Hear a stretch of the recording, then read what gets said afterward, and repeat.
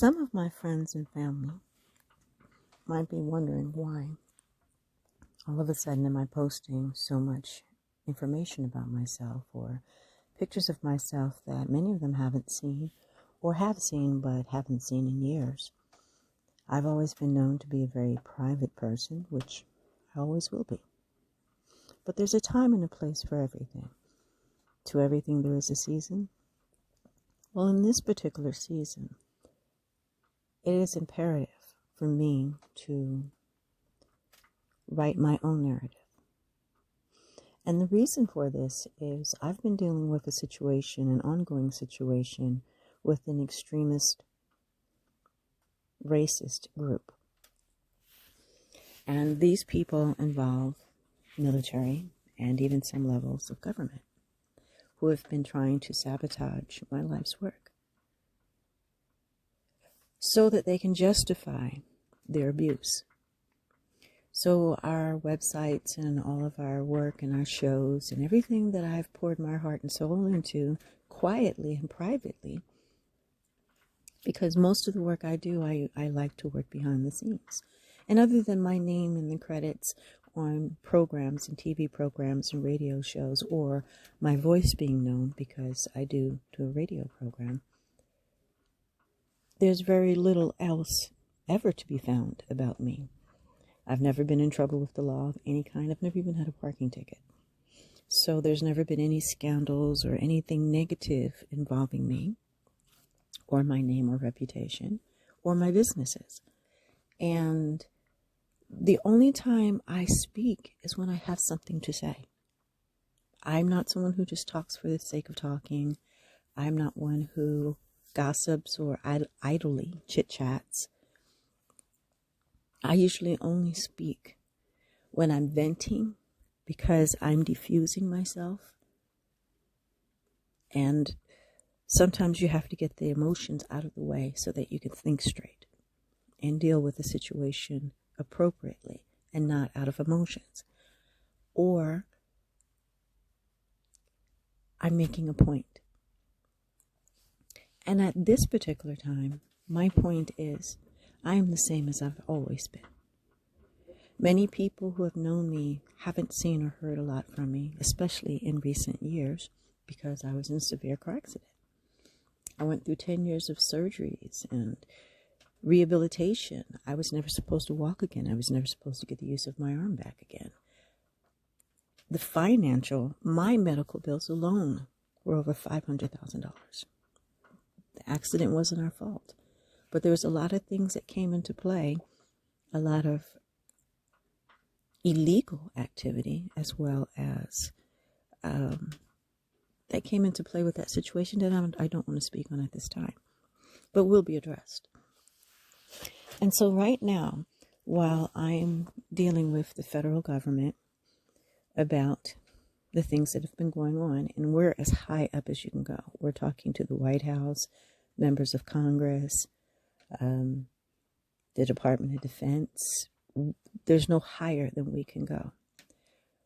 One of the things that whenever you're dealing with an adversary, one of the number one tactics, one of my moms, I should say, not my mother or not my mommy, was a district attorney. And I spent a lot of time in the legal field, and I've actually spent a lot of my life as a legal advocate. And one of the number one things that the opposing or opposite side will do is try to discredit the person who is taking them to court as being unsound mentally.